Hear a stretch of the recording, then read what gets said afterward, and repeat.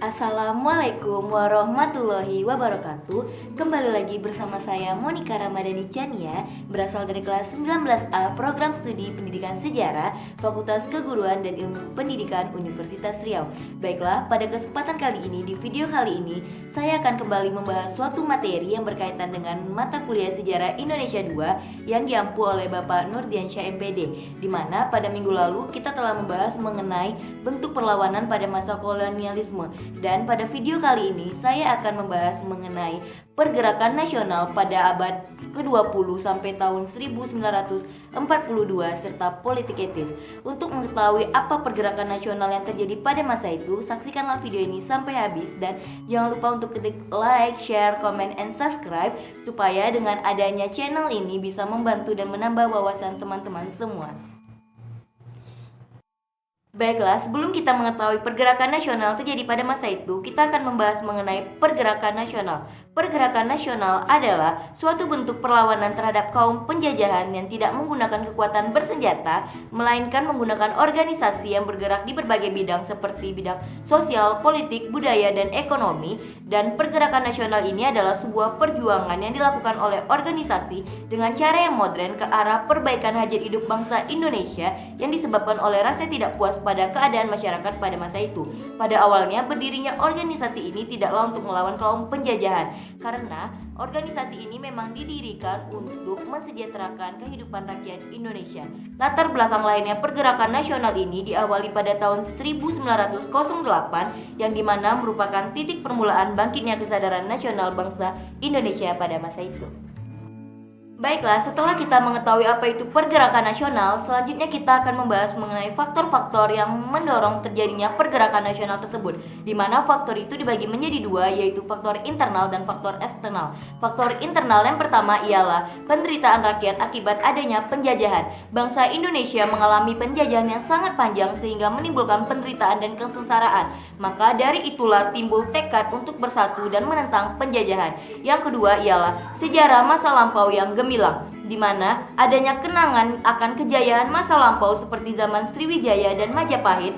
Pada kedua kerajaan tersebut, terutama Majapahit yang merupakan kerajaan besar yang memainkan peranan penting sebagai calon negara nasional.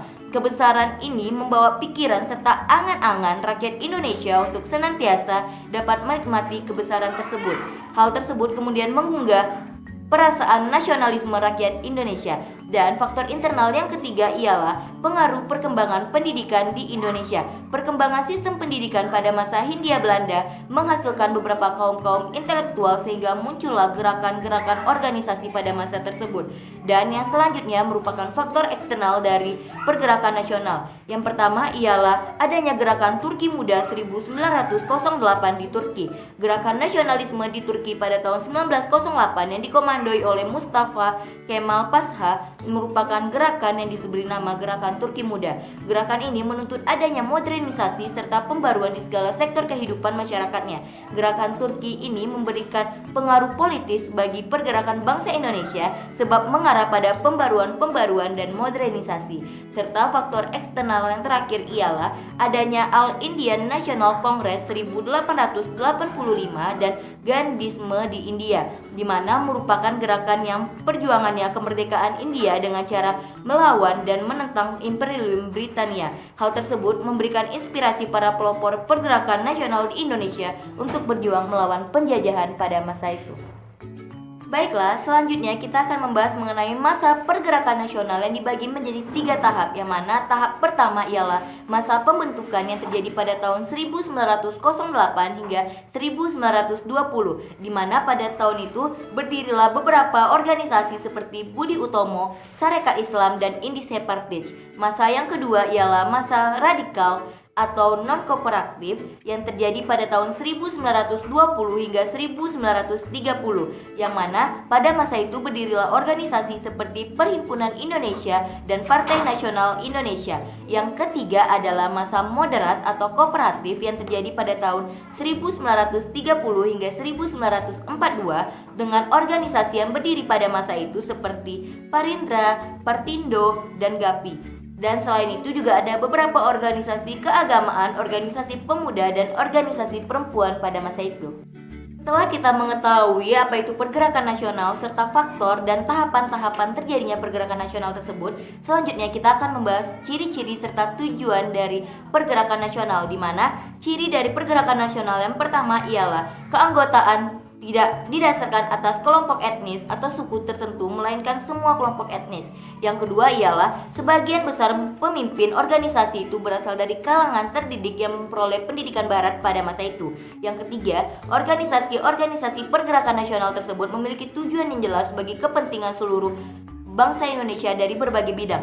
Yang keempat ialah organisasi pergerakan nasional memiliki paham kebangsaan atau nasionalisme. Dan selanjutnya kita akan membahas tujuan dari pergerakan nasional, yang mana terdiri dari berbagai tujuan. Yang pertama, untuk mencapai kemajuan serta derajat bangsa Indonesia melalui pendidikan serta kebudayaan. Yang kedua, untuk menumbuhkan dan meningkatkan jiwa integritas dari seluruh golongan dan memajukan tanah air yang dilandasi dengan jiwa nasional. Yang ketiga ialah untuk menjalankan beberapa aksi politik. Yang keempat, untuk meningkatkan kesejahteraan rakyat. Dan yang terakhir ialah untuk menyatukan gerakan pemuda di seluruh Nusantara pada masa itu. Baiklah, pada slide berikut bisa kita lihat gambar dari beberapa organisasi pergerakan nasional pada masa itu. Yang pertama ialah Budi Utomo, yang kedua Sarekat Islam, yang ketiga Partai Nasional Indonesia, yang keempat Gerindra, dan yang kelima adalah Organisasi Pemuda dan Kewanitaan, di mana masing-masing organisasi tersebut memiliki peran pada masanya dan merupakan pergerakan nasional yang ada pada waktu itu. Baiklah, setelah kita mengetahui sedikit materi mengenai pergerakan nasional, selanjutnya di sini saya akan membahas lebih rinci lagi mengenai salah satu organisasi pergerakan nasional pada masa itu, yaitu Sarekat Islam. Di mana pembahasan yang pertama ialah sejarah Sarekat Islam. Organisasi Sarekat Dagang Islam pada awalnya merupakan perkumpulan pedagang-pedagang Islam. Organisasi ini dirintis oleh Haji Samahuddin di Surakarta pada 16 Oktober 1905 dengan tujuan awal untuk menghimpun para pedagang pribumi muslim, khususnya pedagang batik, agar dapat bersaing dengan pedagang-pedagang besar dari Tionghoa. Pada saat itu, pedagang-pedagang keturunan Tionghoa tersebut lebih maju usahanya dibandingkan dengan pribumi tersebut, dan kebijakan yang sengaja diciptakan oleh pemerintahan Hindia Belanda kemudian menimbulkan suatu perubahan sosial yang timbul karena kesadaran di antara kaum pribumi yang biasa disebut dengan inlander. SDI merupakan organisasi ekonomi yang berdasarkan pada agama Islam dan perekonomian rakyat sebagai dasar penggeraknya. Di bawah pimpinan Haji Samahuddin, perkumpulan ini berkembang pesat sehingga menjadi perkumpulan yang berpengaruh. Dan R.M. Tirto Sidurjo pada tahun 1909 mendirikan Sarekat Dagang Islamiyah di Batavia atas perintah pihak kolonial untuk menandingi hegemoni Sarekat Islam milik Samahuddin. Pada tahun 1910, Tirto Sudiryo mendirikan lagi organisasi semacam itu di Buitenzorg. Baiklah, selanjutnya kita akan membahas mengenai latar belakang serta tujuan dibentuknya Sarekat Islam. Yang pertama, latar belakang ekonomi berdirinya Sarekat Islam yaitu yang pertama, perlawanan terhadap para pedagang perantara penyalur oleh orang Cina. Yang kedua, isyarat pada umat Islam bahwa telah tiba waktunya untuk menunjukkan kekuatannya. Yang ketiga, membuat front melawan semua penghinaan terhadap rakyat bumi putra Indonesia. Dan pada masa itu, Cokro Aminoto masuk Sarekat Islam bersama Hasan Ali Surati, seorang keturunan India yang kelak kemudian memegang keuangan surat kabar Sarekat Islam Otesun Hindia. Cokro Aminoto kemudian dipilih menjadi pemimpin dan mengubah nama Sarekat Dagang Islam menjadi Sarekat Islam. Pemerintahan India Belanda merasa khawatir terhadap perkembangan Sarekat Islam yang begitu pesat. Sarekat Islam dianggap membahayakan kedudukan pemerintahan India Belanda karena mampu memobilisasikan massa. Namun, Gubernur Jenderal Hindenburg pada tahun 1906 hingga 1916 tidak menolak kehadiran Sarekat Islam tersebut. Keanggotaan Sarekat Islam pun semakin meluas sehingga perkumpulan ini semakin berkembang pesat ketika Cokro Aminoto memegang tampuk pimpinan dan mengubah nama perkumpulan menjadi Sarekat Islam tersebut. Dan kemudian Adapun tujuan dari berdirinya Sarekat Islam sesuai anggaran dasar pada masa itu ialah yang pertama untuk mengembangkan jiwa dagang, yang kedua membantu anggota-anggota yang mengalami kesulitan dalam bidang usaha, yang ketiga memajukan pengajaran dan semua usaha yang mempercepat naiknya derajat rakyat, yang keempat memperbaiki pendapat-pendapat yang keliru mengenai agama Islam serta hidup menurut perintah agama Islam. Sarekat Islam tidak membatasi keanggotaannya yang hanya untuk golongan priai atau bangsawan masyarakat Jawa dan Madura saja sebagaimana organisasi Budi Utomo. Tujuan Sarekat Islam adalah membangun persaudaraan, persahabatan dan tolong-menolong di antara muslim dan mengembangkan perekonomian rakyat. Keanggotaan Sarekat Islam terbuka untuk semua lapisan masyarakat muslim. Artinya, Sarekat Islam memiliki jumlah anggota yang banyak sehingga menimbulkan kekhawatiran pemerintahan Belanda. Dan pada waktu Sarekat Islam mengajukan diri sebagai badan hukum, awalnya Gubernur Jenderal Hindenburg menolak. Badan hukum hanya diberikan pada Sarekat Islam lokal. Walaupun dalam anggaran dasarnya tidak terlihat unsur politik, tapi dalam kegiatannya Sarekat Islam menaruh perhatian besar terhadap unsur-unsur politik dan menentang ketidakadilan serta penindasan yang dilakukan oleh pemerintahan kolonial Belanda. Jika ditelaah kebijakan pemerintahan penjajah dengan tidak memberikan izin kepada Sarekat Islam, namun memberi izin pada hukum Sarekat Islam lokal, merupakan trik untuk memecah belah atau mengkotak-kotakan perjuangan rakyat Indonesia pada masa itu. Baiklah, selanjutnya kita akan membahas mengenai perkembangan Sarekat Islam. Yang pertama ialah kongres-kongres awal.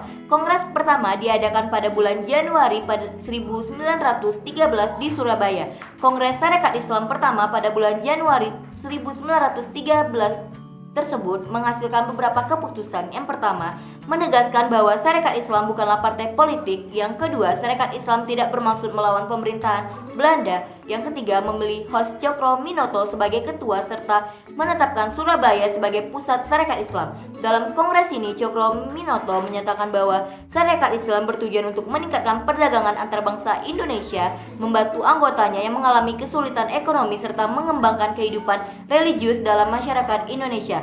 Kongres yang kedua diadakan di Surakarta yang menegaskan bahwa Sarekat Islam hanya terbuka bagi rakyat biasa, para pegawai pemerintah tidak boleh menjadi anggota. Yang ketiga, pada tanggal 17 Juni hingga 24 Juni 1916 diadakannya Kongres Sarekat Islam yang ketiga di Bandung. Dalam kongres ini, Sarekat Islam sudah mulai melontarkan pernyataan politiknya. Sarekat Islam bercita-cita menyatukan seluruh penduduk Indonesia sebagai suatu bangsa yang berdaulat atau merdeka. Dan yang keempat, pada tahun 1917, Sarekat Islam mengadakan kongresnya yang keempat, yaitu di Jakarta.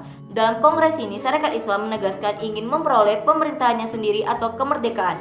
Dalam kongres ini, Sarekat Islam mendesak pemerintah agar membentuk Dewan Perwakilan Rakyat Volkart, dan Sarekat Islam mencalonkan Hos Cokro-Minoto dan Abdul Muiz sebagai wakilnya di Volkart tersebut. Dan dalam kongres keempatnya tersebut, Sarekat Islam memperhatikan gerakan buruh dan Sarekat Pekerja karena hal ini dapat memperkuat kedudukan partai dalam menghadapi pemerintahan kolonial. Namun, dalam kongres ini, pengaruh sosial komunis telah masuk ke tubuh sentral Sarekat Islam maupun cabang-cabangnya. Baiklah, selanjutnya perkembangan Sarekat Islam yang kedua ialah masuknya pengaruh komunisme. Sarekat Islam yang mengalami perkembangan pesat kemudian mulai disusupi oleh paham sosialisme revolusioner. Paham ini disebarkan oleh H.J.F.M. Sneflit yang mendirikan organisasi ISDF atau yang dikenal dengan Indische Sosial Demokratische Vereniging pada tahun 1914.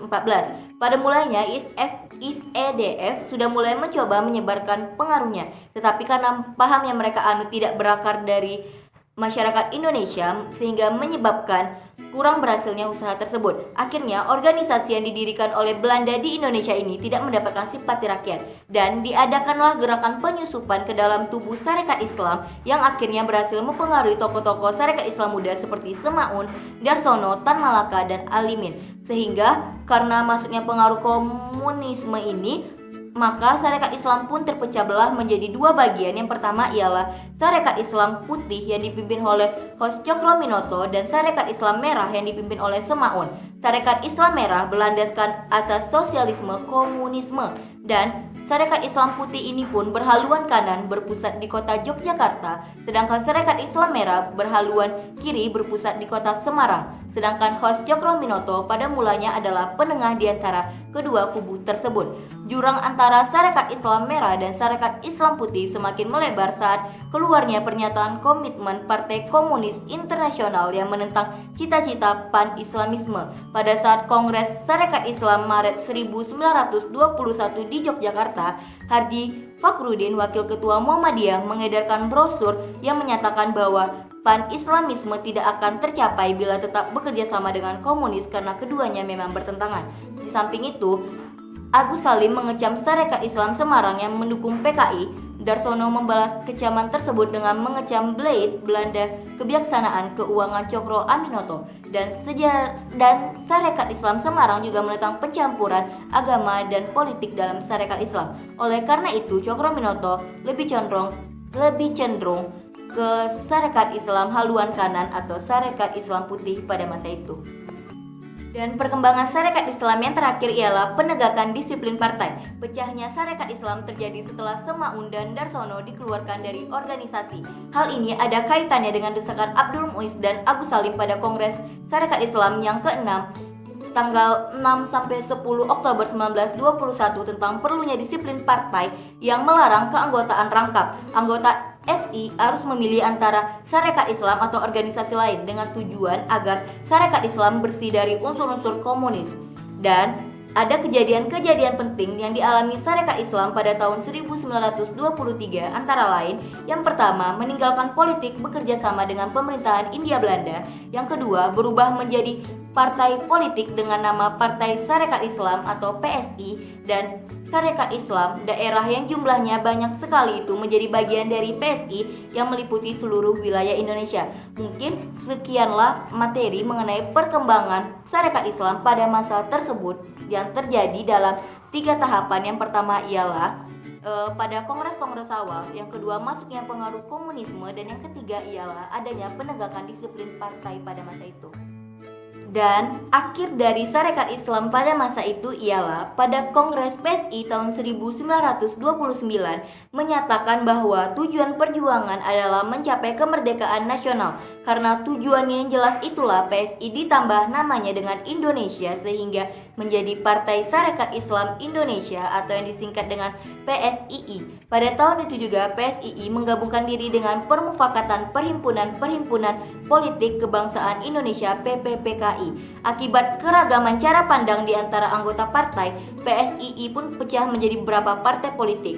Di antaranya Partai Islam, PSII Kartosuryo, PSII Abi Kusno. Perpecahan itu pun melemahkan PSII dalam perjuangannya. Pada pemilu 1955, PSII menjadi peserta dan mendapatkan 8 kursi parlemen. Kemudian pada pemilu 1971, pada zaman Orde Baru, PSII di bawah pimpinan Anwar Cokroaminoto kembali menjadi peserta bersama 9 partai politik lainnya dan berhasil mendudukkan wakilnya di DPR RI sejumlah 12 orang. Mungkin sekian mengenai materi dari organisasi Sarekat Islam pada masa tersebut. Baiklah, setelah kita mengetahui salah satu bentuk pergerakan nasional yaitu Sarekat Islam, selanjutnya kita akan membahas sedikit mengenai politik etis, yang mana politik etis yaitu politik yang memperjuangkan dalam pengadaan desentralisasi kesejahteraan rakyat, efisiensi di daerah penjajahan. Definisi politik etis lainnya ialah sebuah pemikiran yang menjelaskan bahwa pemerintahan kolonial memegang tanggung jawab moral untuk kesejahteraan bumi putra. Pemikiran tersebut adalah kritik terhadap politik tanam paksa pada masa itu. Politik etis awalnya muncul pada tahun 1890 karena adanya desakan dari golongan liberal pada parlemen Belanda. Ketika itu orang yang berhaluan progresif memberikan usulan supaya pemerintah Belanda memberikan perhatian terhadap masyarakat Indonesia yang sudah bekerja keras mengisi keuangan negara Belanda melalui program tanam paksa yang dibuat pada masa itu. Kemudian, politik etis ini pun memiliki 3 isi yang berkaitan dengan edukasi atau pendidikan, irigasi atau pengairan, serta transmigrasi atau perpindahan penduduk. Dan dari adanya politik etis tersebut, kita bisa melihat bahwa hubungannya dengan dilaksanakannya politik di Indonesia ini menyebabkan munculnya golongan terpelajar yang menerima pendidikan modern yang kemudian memimpin pergerakan kemerdekaan Indonesia pada masanya. Dalam politik etis ini, Belanda memperkenalkan pendidikan modern untuk orang Indonesia sebagai kompensasi atau keuntungan yang didapat Belanda selama tanam paksa. Politik etis tak lain adalah dampak dari politik tanam paksa dan politik liberal di Hindia Belanda pada abad ke-19. Dalam masa ini, penjajah Belanda membangun perkebunan untuk menghasilkan tanaman ekspor dan memaksa penduduk Indonesia sebagai pekerjanya. Dan dari politik etis inilah melahirkan golongan terpelajar yang kemudian menjadi pendorong kebangkitan nasional Indonesia. Mereka inilah yang kemudian menjadi pergerak kebangkitan nasional yang kemudian menghasilkan kemerdekaan Indonesia. Para tokoh ini misalnya adalah Hos Cokroaminoto, lulusan Ospia Sekolah Pegawai Negeri, Dr. Sutomo, Suwardi Suryaningrat atau Ki Hajar Dewantara, dan Dr. Cipto Mangunkusumo yang merupakan lulusan Stovia Sekolah Kedokteran di Batavia, dan Insinyur Soekarno yang merupakan lulusan Teknise Hogeschool di Bandung, Sekolah Teknik Bandung, sekarang yang dikenal dengan nama ITB. Dan dari para lulusan sekolah dengan pendidikan modern ini akhirnya memimpin pergerakan kemerdekaan dan mulai mendirikan organisasi pergerakan nasional seperti Budi Utomo, Sarekat Islam, Indonesia Partis, dan yang lainnya. Kemudian tahap berikutnya adalah persatuan organisasi pergerakan dalam Sumpah Pemuda pada tahun 1928 hingga berpuncak pada kemerdekaan Indonesia. Dan kebangkitan nasional dan pergerakan kemerdekaan ini tidak akan mungkin adanya tanpa tokoh dari golongan terpelajar yang visioner dan memiliki kemampuan yang handal sebagai hasil pendidikan modern. Dari pendidikan inilah adalah hasil yang didapatkan dari politik etis tersebut. Baiklah, mungkin sekian materi saya pada video kali ini mengenai pergerakan nasional pada awal abad ke-20 hingga 1942 serta hubungan politik etis dengan pergerakan nasional, dan apabila ada salah kata saya mohon maaf. Baiklah, akhir kata saya ucapkan wabillahi taufik walhidayah. Wassalamualaikum warahmatullahi wabarakatuh, dan sampai jumpa pada video berikutnya. See you.